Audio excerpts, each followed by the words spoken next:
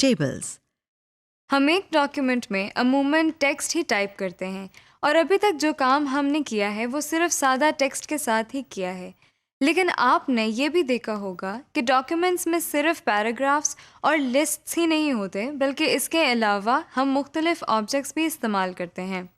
Object से हमारी मुराद वो चीज़ें हैं जो टेक्स्ट के अलावा हैं, मसलन पिक्चर्स, चार्ट्स, टेबल्स और ड्राइंग्स वगैरह। हम अपनी ज़रूरत और मर्ज़ी के मुताबिक इनमें से कोई भी ऑब्जेक्ट्स इस्तेमाल कर सकते हैं। टेबल्स हम उस वक्त इस्तेमाल करते हैं जब हम रोज़ और कॉलम्स की शक्ल में कुछ डेटा अपने डॉक्यूमेंट्स में शामिल करना चाहें। टैबुलर डेटा की मिसाल टाइम टेबल है या एम्प्लॉय लिस्ट हो सकती है। इसके अलावा हम प्रोडक्शन सेल रिपोर्ट को भी टेबल की शक्ल में दिखा सकते हैं। बहरहाल बेशुमार इंफॉर्मेशन ऐसी होती हैं जिसे हम टेबल की शक्ल में दिखाना चाहेंगे। टैबुलर डेटा का फ़ायदा ये होता है कि पढ़ने वाले के लिए इंफॉर्मेशन को समझना आसान होता है, और इसी तरह चार्ट्स, ड्राइंग्स और पिक्चर्स के ज़रिए हम अपने डॉक्यूमेंट को खूबसूरत भी बना लेते हैं और पढ़ने वाले के लिए समझना भी सहल हो जाता है। Inserting table. सबसे पहले हम देखते हैं कि टेबल्स कैसे बनाते हैं और फिर उनमें टेक्स्ट या डेटा किस तरह टाइप किया जाता है। आप जानते हैं कि टेबल्स दरअसल कॉलम्स और रोज से मिलकर बनते हैं, और जब हम कोई टैबुलर डेटा अपनी डॉक्यूमेंट में शामिल करने का इरादा करते हैं तो उस वक्त हमें प्लान कर लेना चाहिए कि कितने कॉलम्स और रोज दरकार होंगे। वर्ड प्रोसेसर ना सिर्फ आपको टेबल बनाने में मदद देगा, बल्कि रोज एंड कॉलम्स को फॉर्मेट करने में भी मदद देगा। हमारे सामने एक ब्लैंक डॉक्यूमेंट मौजूद है। हम इसमें एक टेबल इंसर्ट करते हैं और उसकी फॉर्मेटिंग करके देखते हैं। इस वक्त हमारी ज़रूरत कुछ ऐसी है कि हमें एक लिस्ट बनानी है जिसमें कुछ लोगों का डेटा फीड होगा। ये लिस्ट दरअसल एक कॉन्टैक्ट लिस्ट है जिसमें बाद में हमें इजाफा भी करना होगा। जरूरत के मुताबिक हमें एक 6 कॉलम्स और 7 रोज का टेबल बनाना है। इसके लिए हम रिबन टैब में मौजूद इंसर्ट के टैब पर क्लिक करते हैं। इंसर्ट के टैब में हम टेबल्स के मेन्यू में टेबल की ऑप्शन पर क्लिक करते हैं। हमारे सामने एक लिस्ट ओपन हो गई है। आप देख रहे हैं कि इसमें कुछ बॉक्सेस बने हुए हैं। अगर हम इस पर अपना माउस पॉइंटर लेकर जाएं, तो ये बॉक्सेस सेलेक्ट होना शुरू हो जाते हैं और साथ ही नीचे डॉक्यूमेंट में टेबल बनना शुरू हो जाता है। अगर हम माउस पॉइंटर को पहले बॉक्स से लेकर पहली लाइन के ऊपर रहते हुए दाईं तरफ लेकर आएं, तो जितने बॉक्सेस दाईं तरफ सेलेक्ट होंगे उतने कॉलम्स और एक रो बन जाएगी। इसी तरह जितने नंबर ऑफ बॉक्सेस हम नीचे की तरफ माउस पॉइंटर की मदद से सेलेक्ट करेंगे, उतनी नंबर ऑफ रोज बन जाएंगी, जैसा कि आप देख रहे हैं। टेबल इंसर्ट करने का दूसरा तरीका ये है कि इन बॉक्सेस के नीचे इंसर्ट टेबल की ऑप्शन अवेलेबल है। हम इस पर क्लिक करते हैं। हमारे सामने एक छोटी सी विंडो ओपन हो गई है जिसका टाइटल इंसर्ट टेबल है। इस विंडो के पहले सेक्शन को देखिए, जिसका नाम टेबल साइज है। यहाँ आप जरूरत के मुताबिक टेबल के कॉलम्स और रोज की तादाद बता सकते हैं। हमें चूंकि 6 कॉलम्स और 7 रोज का एक टेबल चाहिए, इसलिए यहाँ हम कॉलम को बढ़ाकर 6 और नंबर ऑफ रोज को बढ़ाकर 7 कर देते हैं। हमने कॉलम्स और रोज की तादाद बढ़ाने के लिए इन अप और डाउन एरोज पर क्लिक किया था। आप कीबोर्ड की मदद से यहाँ नंबर भी टाइप कर सकते हैं। टेबल साइज के सेक्शन के नीचे ऑटोफिट बिहेवियर का सेक्शन भी है। इसमें मौजूद ऑप्शन को हम कुछ देर में देखेंगे। फिलहाल हम नीचे मौजूद ओके के बटन पर क्लिक करके डॉक्यूमेंट की तरफ वापस चलते हैं। ये देखिए, हमारे सामने एक टेबल है जिसमें 6 कॉलम्स और 7 रोज हैं। और इस वक्त हमारा कर्सर पहले सेल में ब्लिंक कर रहा है और डेटा एंट्री के लिए तैयार है। Inserting text in table. जैसे हमने पहले जिक्र किया था कि हम ये टेबल दरअसल एक कॉन्टैक्ट लिस्ट तैयार करने के लिए बना रहे हैं, इसलिए हमने पहले से ही कुछ जरूरी कॉलम्स के नाम सोच रखे हैं। मसलन पहले कॉलम में सीरियल नंबर लिखा जाएगा, इसलिए इस सारे कॉलम का टाइटल सीरियल नंबर को देते हैं। ये लीजिए, हमने सीरियल नंबर की मुख्तसर शक्ल इस पहले सेल में टाइप कर दी है। अगले कॉलम में लोगों के नाम टाइप किए जाएंगे, इसलिए यहाँ हम इस कॉलम का टाइटल नेम टाइप करते हैं। तीसरे कॉलम का टाइटल है एड्रेस, क्योंकि यहाँ हम पोस्टल एड्रेस टाइप करेंगे। चौथा कॉलम है ईमेल का, जिसमें हम कॉन्टेक्ट लिस्ट में मौजूद लोगों के ईमेल एड्रेसेस टाइप करेंगे। और आखिरी दो कॉलम्स हैं फोन नंबर्स के लिए। लीजिए, इस कॉन्टेक्ट लिस्ट में मौजूद कॉलम्स के टाइटल्स हमने टाइप कर लिए। आपने नोट किया कि हमने कितने आराम से टेबल के सेल्स में टाइपिंग की। हमारा कर्सर एक सेल से दूसरे सेल में शिफ्ट होता रहा। हमने माउस पॉइंटर भी इस्तेमाल नहीं किया। दरअसल हमने कीबोर्ड पर मौजूद राइट एरो की इस्तेमाल की। अगरचे आप माउस पॉइंटर से भी अगले सेल में क्लिक कर सकते थे, मगर एरो की से काम लिया गया, जो कि जल्दी हो जाता है। कीबोर्ड पर मौजूद एरो कीज हमें एक टेबल में किसी भी सेल तक पहुंचने में मदद देती हैं और इनका इस्तेमाल सहल भी है। इस वक्त आपके सामने वही कॉन्टैक्ट लिस्ट का टेबल मौजूद है, लेकिन इसमें हमने कुछ लोगों की कॉन्टैक्ट इंफॉर्मेशन टाइप कर ली है। आपको इस टेबल की शक्ल बदली हुई नजर आ रही है, खास तौर पर कॉलम्स की चौड़ाई। ये पहले की तरह एक जैसी नहीं है, बल्कि कोई कॉलम चौड़ाई में ज्यादा है और कोई कम। दरअसल जब हमने कॉलम में लोगों के नाम और एड्रेस टाइप किए, तो वो कॉलम की चौड़ाई से ज्यादा थे, और कॉलम ने क्या किया कि ऑटोमेटिकली जगह को टाइप किए गए टेक्स्ट के मुताबिक एडजस्ट कर लिया। आइए हम लिस्ट में मौजूद एक साहब का पोस्टल एड्रेस टाइप करके दिखाते हैं। आप देख रहे हैं कि एक खास हद तक पहुंचकर कॉलम की चौड़ाई या विड्थ नहीं बढ़ती, बल्कि कर्सर ऑटोमेटिकली अगली लाइन में आ जाता है।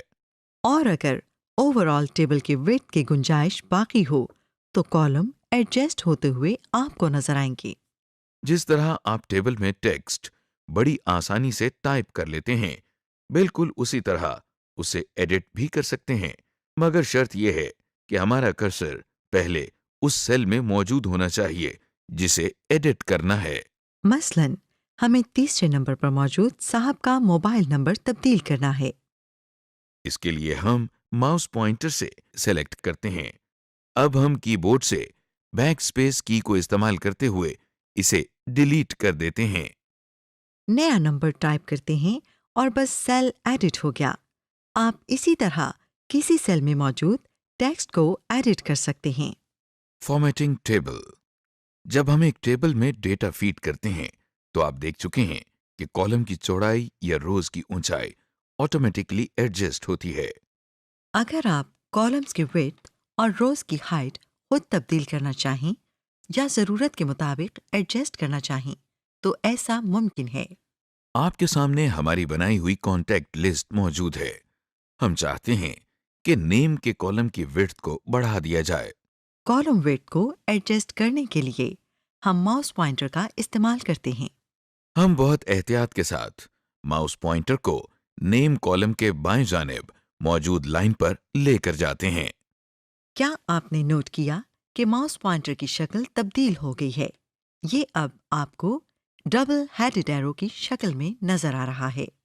इस वक्त हम लेफ्ट माउस बटन को क्लिक करते हैं और बटन को दबाए रखते हुए रिलीज नहीं करते।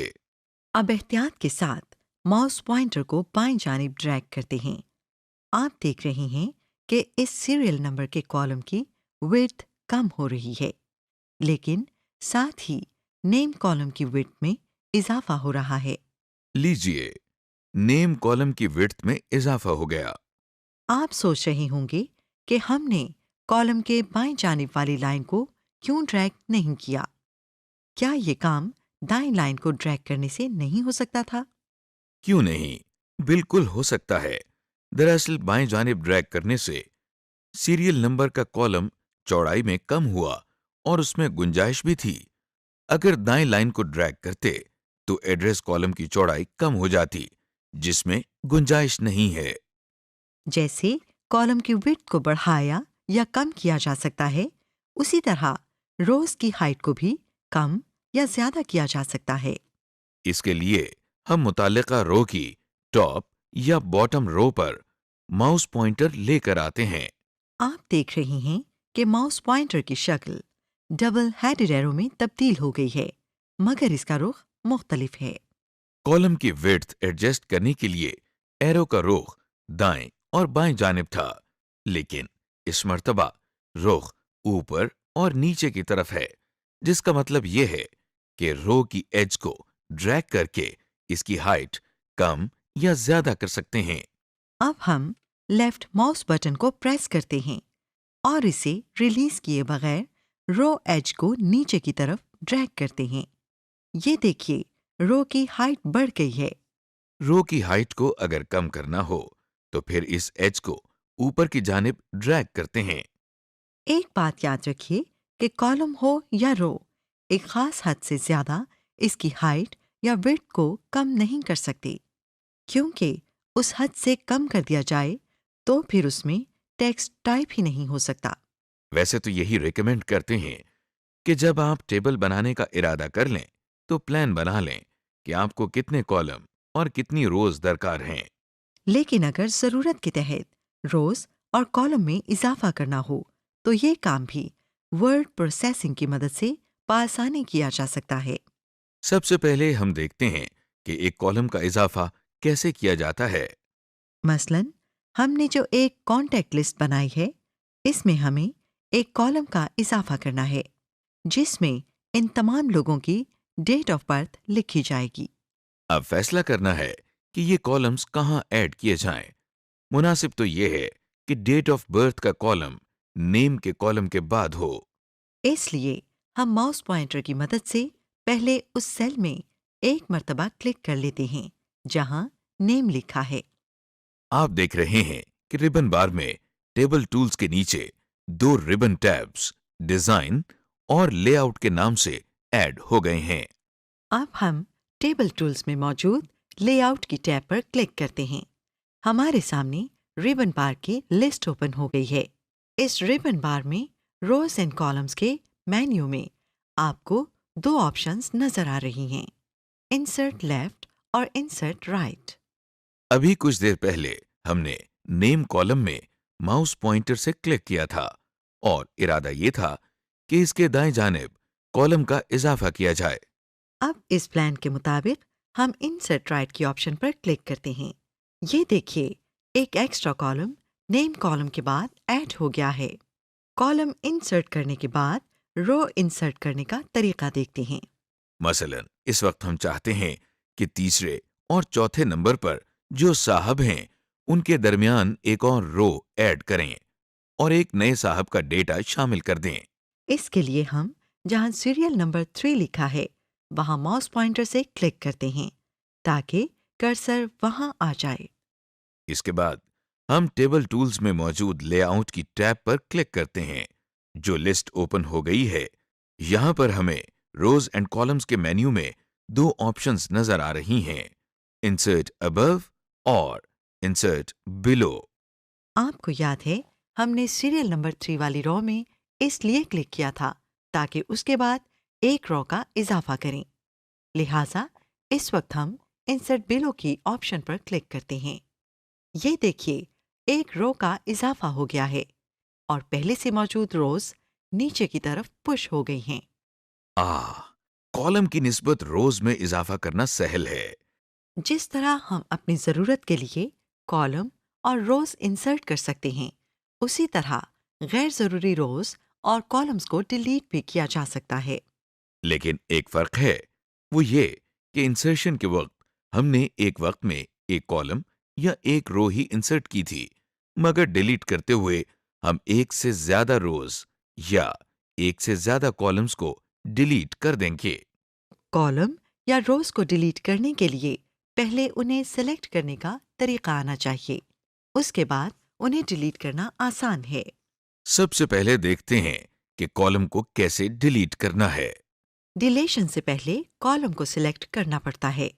हम अपने माउस पॉइंटर की मदद से पूरे कॉलम को सिलेक्ट कर सकते हैं। इसके लिए हम माउस पॉइंटर को कॉलम के बिल्कुल ऊपर वाली एज के करीब लेकर आते हैं। आप लेसन एरिया में देख रहे हैं कि कॉलम के ऊपर माउस पॉइंटर की शक्ल एक इन्वर्टेड एरो की तरह है। इस वक्त अगर हम लेफ्ट माउस बटन से एक मर्तबा क्लिक करते हैं तो एक पूरा कॉलम सिलेक्ट हो जाता है। कॉलम को सिलेक्ट करने के बाद हम लेआउट टैब में मौजूद रोज एंड कॉलम्स की लिस्ट में से डिलीट के ऑप्शन पर जाते हैं। एक सब मेन्यू हमारे सामने है जिसमें से इस वक्त हमें डिलीट कॉलम्स की ऑप्शन पर क्लिक करना है। जैसे ही हमने डिलीट कॉलम्स की ऑप्शन पर क्लिक किया तो आपने देखा कि हमारा सिलेक्टेड कॉलम भी डिलीट हो गया है। इसी तरह हम एक से ज्यादा कॉलम्स को सिलेक्ट करके डिलीट कर सकते हैं। ज्यादा कॉलम्स को सिलेक्ट करने के लिए एक बार फिर हम माउस पॉइंटर को पहले कॉलम की टॉप एज के पास लेकर जाते हैं। ये देखिए, माउस पॉइंटर तब्दील होकर इन्वर्टेड एरो बन गया है। अब हम लेफ्ट माउस बटन को प्रेस करते हैं और रिलीज किए बगैर दाएं जानिब ड्रैग करते हैं। आप देख रहे हैं कि इस वक्त 3 कॉलम सिलेक्ट हो चुके हैं। अब हम दोबारा लेआउट टैब में मौजूद रोज एंड कॉलम्स की लिस्ट में डिलीट के ऑप्शन पर जाते हैं। एक सब मेन्यू हमारे सामने है। यहां से एक बार फिर डिलीट कॉलम्स की ऑप्शन पर क्लिक करते हैं क्योंकि हमें सिलेक्टेड कॉलम्स को डिलीट करना है। ये देखिए, क्लिक करते ही तीनों सिलेक्टेड कॉलम्स डिलीट हो गए हैं। कॉलम्स को डिलीट करने के बाद देखते हैं कि सिलेक्टेड रोज को कैसे डिलीट किया जाता है। कॉलम्स की तरह रोज को सिलेक्ट करना भी कोई मुश्किल काम नहीं। हम जिस रो को डिलीट करना चाहते हैं उसके लेफ्ट मार्जिन की तरफ माउस पॉइंटर लेकर जाते हैं। ये देखिए, माउस पॉइंटर का रुख तब्दील हो गया है और अब ये राइट पॉइंटिंग एरो बन गया है। इस वक्त अगर हम एक मर्तबा लेफ्ट माउस बटन से क्लिक करेंगे तो एक मुकम्मल रो सिलेक्ट हो जाएगी। ये देखिए, रोज सेलेक्ट हो गई और अगर लेफ्ट माउस बटन को रिलीज किए बगैर माउस पॉइंटर को ऊपर या नीचे ड्रैग करेंगे तो मल्टीपल रोज को सेलेक्ट कर सकेंगे, जैसा कि आप रोज को सिलेक्ट होता हुआ देख रहे हैं। सिलेक्टेड रोज को डिलीट करने के लिए हम रोज एंड कॉलम मेन्यू में मौजूद डिलीट के ऑप्शन को ओपन करते हैं और इसमें से डिलीट रोज पर क्लिक कर देते हैं। लीजिए, जो रोज हमने सेलेक्ट की थीं वो सब डिलीट हो गईं। सिलेक्टेड रोज या कॉलम को हम एक कीबोर्ड शॉर्टकट की मदद से भी डिलीट कर सकते हैं। जैसा कि हमने पहले रोज और कॉलम्स को सिलेक्ट किया था, बिल्कुल उसी तरह हम लेसन एरिया में नजर आने वाले टेबल में से भी एक रो सिलेक्ट कर रहे हैं। इसके बाद कीबोर्ड से पहले शिफ्ट का बटन प्रेस करते हैं और उसे रिलीज किए बगैर डिलीट का बटन भी एक मर्तबा प्रेस कर देते हैं। ये देखिए, जो रोज सेलेक्टेड थीं वो डिलीट हो गई हैं। हमने टेबल बनाना और उसके रोज और कॉलम्स को मैनेज करना तो सीख लिया, लेकिन अभी तक हमारे टेबल की शक्ल बिल्कुल सीधी सादी है, यानी इसकी कोई खास फॉर्मेटिंग नहीं की गई। टेबल की फॉर्मेटिंग में इसके बॉर्डर स्टाइल, टेबल स्टाइल्स के अलावा सेल्स की शेडिंग भी शामिल है।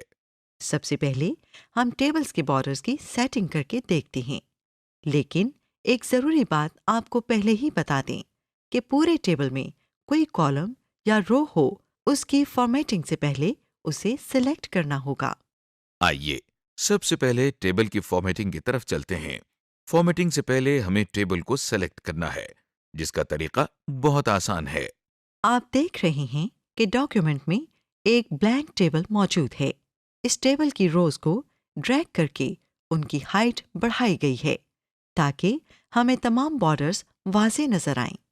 जैसे ही हम माउस पॉइंटर को इस टेबल पर लेकर आते हैं तो देखिए, टॉप लेफ्ट कॉर्नर पर आपको एक छोटा सा बॉक्स नजर आ रहा है।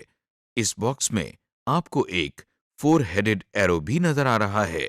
हम जैसे ही माउस पॉइंटर को इस छोटे से बॉक्स पर लेकर जाते हैं तो पॉइंटर के साथ 4 हेडेड एरो भी बन जाता है। अब हमें इसी जगह पर माउस पॉइंटर से क्लिक करना है। ये देखिए, क्लिक करते ही पूरा टेबल सेलेक्ट हो गया है।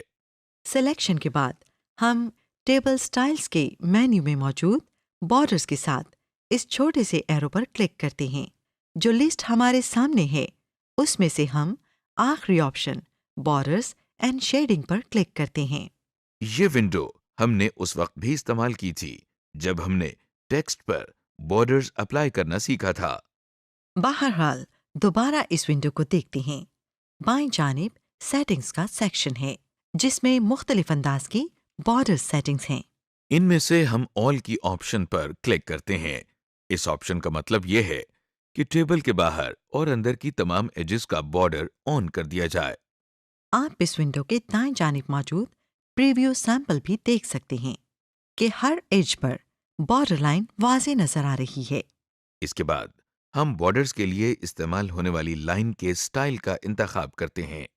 स्टाइल की सिलेक्शन के लिए ये पूरी लिस्ट मौजूद है। इस लिस्ट के साथ अप और डाउन एरो की मदद से हम लिस्ट में बाकी मौजूद स्टाइल्स भी देख सकते हैं। किसी भी लाइन स्टाइल को सिलेक्ट करने के लिए उस पर माउस पॉइंटर से क्लिक करना होता है। ये देखिए, क्लिक करते ही प्रीव्यू में सैंपल भी नजर आ रहा है। लाइन स्टाइल के अलावा हम लाइन का कलर इस ड्रॉप डाउन लिस्ट में से सेलेक्ट कर सकते हैं। और अगर बॉर्डर लाइन की थिकनेस या विड्थ में तब्दीली करना हो तो उसके लिए हम विड्थ की ड्रॉप डाउन लिस्ट में से सिलेक्शन कर सकते हैं। दाएं जानिब प्रीव्यू सेक्शन में आप टेबल का सैंपल देख रहे हैं। इस सैंपल के बाएं जानिब और नीचे आपको छोटे छोटे बटन्स नजर आ रहे हैं। ये बटन्स असल में मुख्तलिफ बॉर्डर्स को ऑन या ऑफ करने के लिए हैं। आप जिस साइड का बॉर्डर भी खत्म करना चाहें उस बटन को प्रेस करें और बॉर्डर ऑफ हो जाएगा, जैसा कि आप देख रहे हैं। लेकिन फिलहाल हम सारे बॉर्डर्स को ऑन ही रखना चाहते हैं। इन बेसिक सेटिंग्स के बाद हम इस विंडो के नीचे की जानिब मौजूद ओके के बटन पर लेफ्ट माउस बटन से एक मर्तबा क्लिक करते हैं। ये देखिए, टेबल्स के तमाम सेल्स और एजेस पर हमारा सेलेक्टेड बॉर्डर अप्लाई हो चुका है। अगर हम चाहें तो सिर्फ किसी एक रो या किसी एक कॉलम को भी सेलेक्ट करके बॉर्डर अप्लाई कर सकते हैं। मसलन, हम ये चाहते हैं कि जो रो इस टेबल में कॉलम हेडिंग के तौर पर इस्तेमाल होती है उसका बॉर्डर स्टाइल और सेल कलर बाकी तमाम से मुख्तलिफ हो। इसके लिए हमें सिर्फ टॉप रो को सेलेक्ट करना है। इसका तरीका हम पहले भी देख चुके हैं, यानी माउस पॉइंटर को रो के बिल्कुल लेफ्ट एज पर लेकर जाते हैं यहाँ तक कि हमें राइट पॉइंटिंग एरो नजर आए। इस वक्त हम सिंगल क्लिक से पूरी रो को सेलेक्ट कर लेते हैं। रो की सिलेक्शन के बाद हम दोबारा टेबल स्टाइल्स के मेन्यू में मौजूद बॉर्डर्स के साथ इस छोटे से एरो पर क्लिक करते हैं जो लिस्ट हमारे सामने है। इसमें से हम आखिरी ऑप्शन बॉर्डर्स एंड शेडिंग पर क्लिक करते हैं। हमारे सामने वही बॉर्डर एंड शेडिंग की विंडो ओपन हो गई है। पहले की तरह ऑल के बॉक्स को क्लिक करके सेलेक्ट करते हैं। इसके बाद लाइन स्टाइल को सेलेक्ट करते हैं। हम चूंकि सेल का कलर भी चेंज करना चाहते हैं, इसलिए हम इस विंडो में ऊपर मौजूद तीसरे टैब जिसका नाम शेडिंग है इस पर क्लिक करते हैं।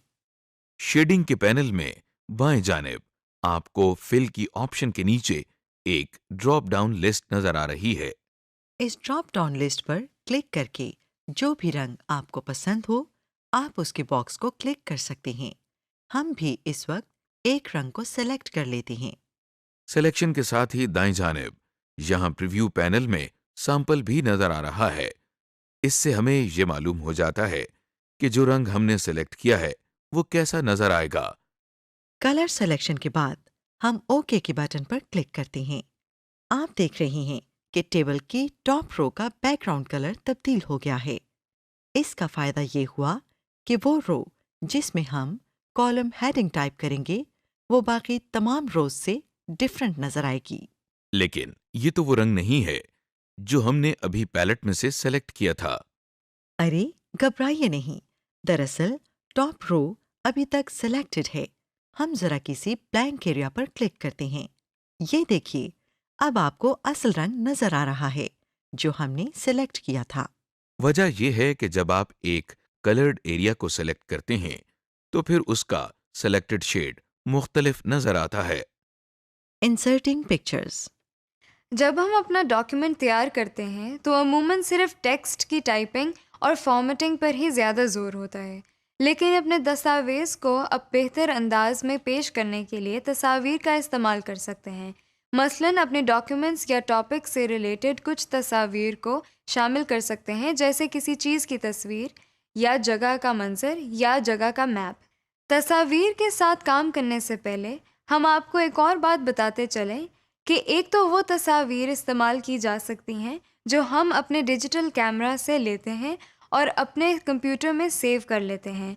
दूसरी तस्वीर वो हैं जो कंप्यूटर में पहले से ही मौजूद होती हैं और इन्हें कंप्यूटर सॉफ्टवेयर के ज़रिए ही बनाया गया होता है। जो तस्वीर आप कैमरे की मदद से लेते हैं और इन्हें कंप्यूटर में सेव कर लेते हैं, वो किसी न किसी फ़ोल्डर में सेव होती हैं। जैसे लाइब्रेरीज़ के फ़ोल्डर के अंदर पिक्चर्स का एक फ़ोल्डर अमूमन ऐसे ही पिक्चर्स के लिए होता है। दूसरे किस्म की तस्वीर जो कंप्यूटर सॉफ्टवेयर के ज़रिए बनती हैं, वो एक लाइब्रेरी में स्टोर हो जाती हैं, जिसे क्लिप आर्ट लाइब्रेरी कहा जाता है। क्लिप आर्ट में मौजूद पिक्चर्स को हम कंप्यूटर के ज़रिए सर्च भी कर सकते हैं और ज़रूरत की पिक्चर्स को इस्तेमाल कर लेते हैं। इस वक्त हमारे सामने जो डॉक्यूमेंट है इसमें कंप्यूटर से मुताल्लिक कुछ बातें लिखी हैं, लिहाजा हम चाहते हैं कि इसमें कंप्यूटर की तस्वीर भी शामिल कर लें। जहां पर हम कोई तस्वीर लगाना या इंसर्ट करना चाहते हैं, वहां माउस पॉइंटर से पहले क्लिक कर लेते हैं। इसके बाद इंसर्ट टैब में मौजूद इलस्ट्रेशंस मेन्यू में काफ़ी ऑप्शंस हैं, मगर फिलहाल हम दूसरी ऑप्शन जो कि क्लिप आर्ट की है इस पर क्लिक करते हैं। क्लिप आर्ट की ऑप्शन पर क्लिक करते हैं तो दाएं जानिब एक पैन ओपन हो गया है जिसका टाइटल क्लिप आर्ट है। यहाँ आपको एक बॉक्स नजर आ रहा है जिस पर सर्च फॉर लिखा है। हम इस सर्च बॉक्स में कंप्यूटर टाइप करते हैं और गो के बटन पर माउस पॉइंटर से क्लिक करते हैं। वैसे आप कीबोर्ड से एंटर की भी प्रेस कर सकते हैं। ये देखिए, जैसे ही हमने गो के बटन पर क्लिक किया तो कंप्यूटर ने क्लिप आर्ट में से कंप्यूटर से मुतालिक तस्वीर तलाश कर ली हैं और वो यहाँ नीचे उन्हें दिखा रहा है। अब चूंकि बहुत सी तस्वीर मिली हैं, इसलिए हम दाएं जाने मौजूद स्क्रॉल बार की मदद से बाकी तस्वीर को भी देख सकते हैं। अब हमें जो भी तस्वीर बेहतर लगे इस पर हम एक मर्तबा क्लिक करते हैं। ये देखिए, क्लिप आर्ट से कंप्यूटर की तस्वीर हमारे डॉक्यूमेंट में इंसर्ट हो गई है।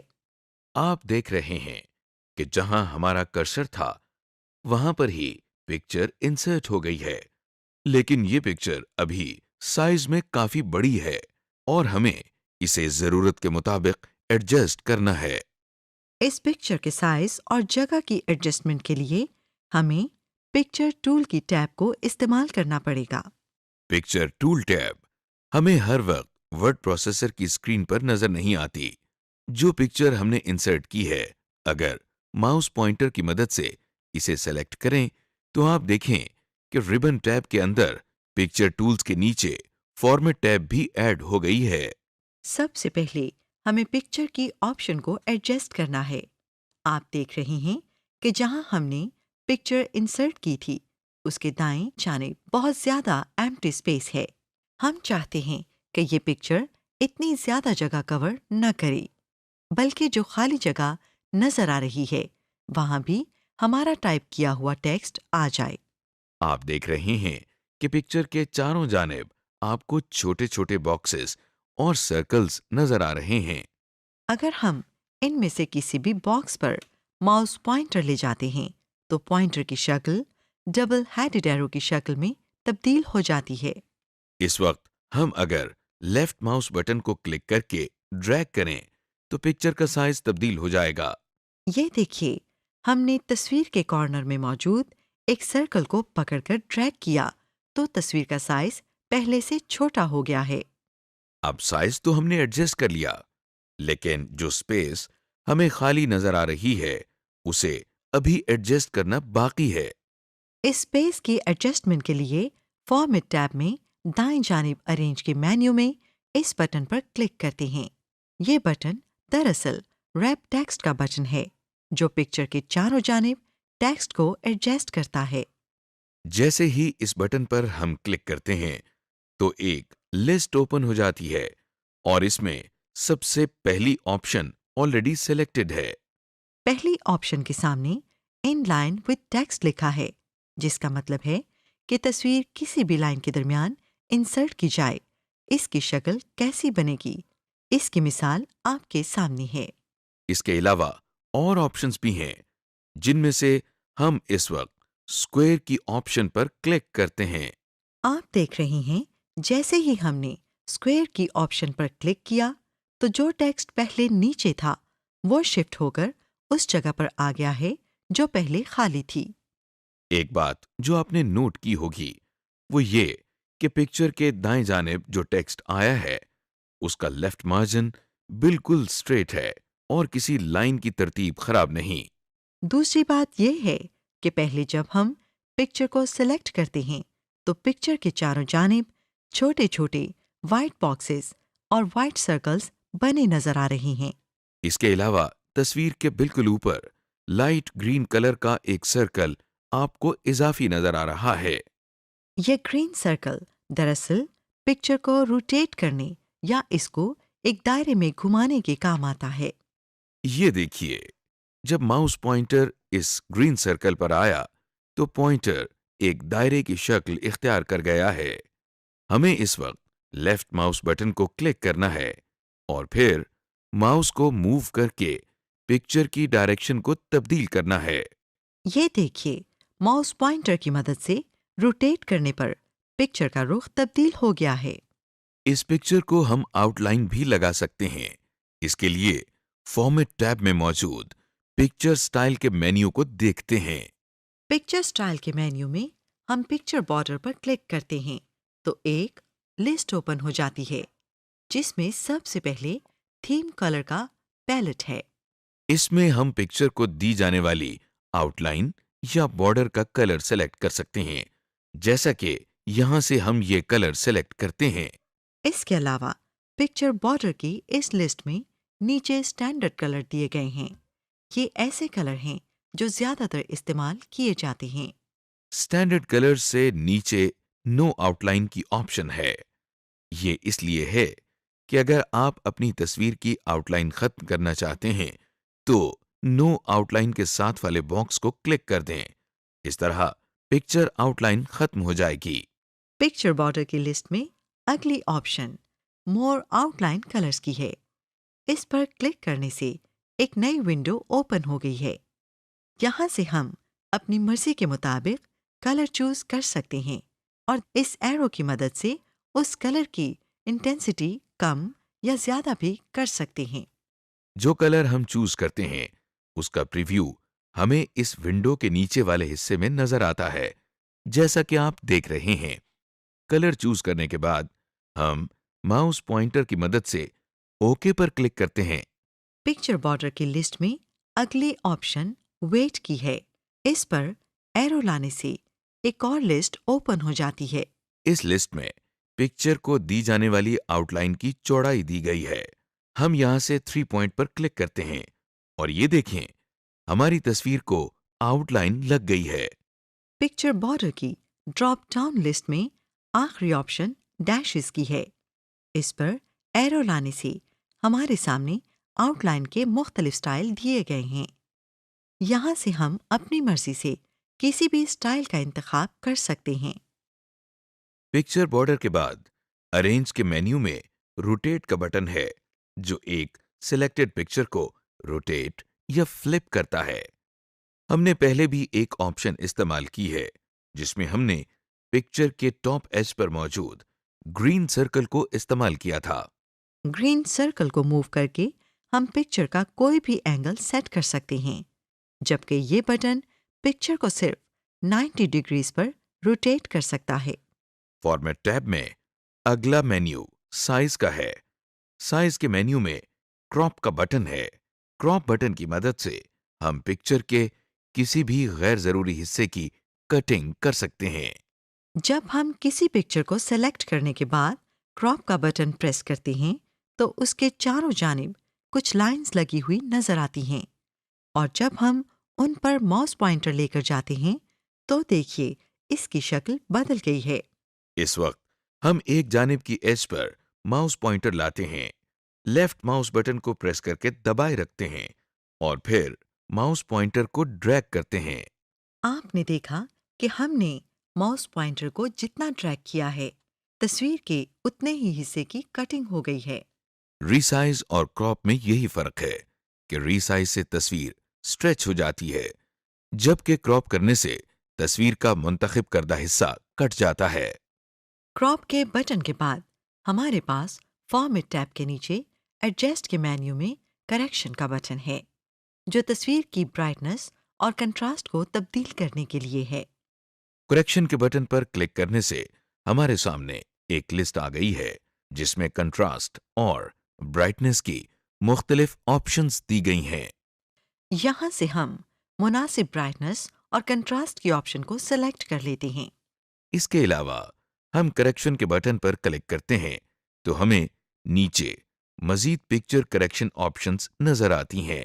इन ऑप्शंस पर क्लिक करके फॉर्मेट पिक्चर की विंडो ओपन हो जाती है, जहां से हम अपनी तस्वीर को मजीद बेहतर कर सकते हैं। एक बात का ख्याल रखना चाहिए कि ब्राइटनेस में इजाफा करने से पिक्चर में सफ़ेद रंग बढ़ जाता है, जबकि कंट्रास्ट में अगर इजाफा किया जाए तो रंग ज़्यादा वाज़े हो जाते हैं। इसके अलावा कलर का बटन भी है, जिस पर क्लिक करें तो हमें 4 ऑप्शंस नजर आती हैं। पहली ऑप्शन मुख्तलिफ कलर टोन्स की है, जिसका मतलब है कि हम पिक्चर को मुख्तलिफ कलर टोन्स मसलन ग्रे स्केल, सिपिया, वॉश आउट या ब्लैक एंड वाइट कर सकते हैं।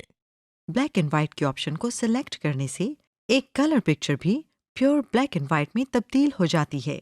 वॉश आउट की ऑप्शन से भी तस्वीर के रंग बहुत हल्के या मध्यम हो जाते हैं। दूसरी ऑप्शन मोर वेरिएशंस की है। इस पर एरो लाने से एक लिस्ट ओपन हो जाती है, जिससे तस्वीर के रंग हम अपनी मर्जी के शेड में तब्दील कर सकते हैं। अगला बटन सेट ट्रांसपेरेंट कलर का है। जब हम इस बटन पर क्लिक करते हैं तो हमारा एरो एक मार्कर की शक्ल का हो जाता है। इस मार्कर की शक्ल को ले जाकर अपनी तस्वीर के जिस हिस्से पर हम क्लिक करते हैं उसके अंदर से रंग गायब हो जाते हैं और हमारी तस्वीर का वो हिस्सा ट्रांसपेरेंट हो जाता है।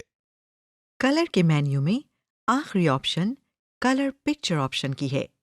इस ऑप्शन से भी हम वही काम लेते हैं, जैसा कि मोर वेरिएशंस की ऑप्शन से अपनी मर्जी के रंग का इंतखाब किया था। समरी। इस लेसन में आपने सीखा कि वर्ड प्रोसेसिंग सॉफ्टवेयर की मदद से टेबल्स कैसे बनाए जाते हैं, टेबल में मौजूद कॉलम्स की विड्थ और रो की हाइट को कैसे तब्दील करते हैं, टेबल में कॉलम्स और रोज़ कैसे इंसर्ट की जाते हैं और इन्हें डिलीट कैसे किया जाता है, एक टेबल के मुख्तलिफ हिस्सों की फॉर्मेटिंग कैसे की जाती है, और आखिर में ये देखा कि डॉक्यूमेंट फाइल में पिक्चर्स या इमेजेस का इस्तेमाल कैसे किया जाता है।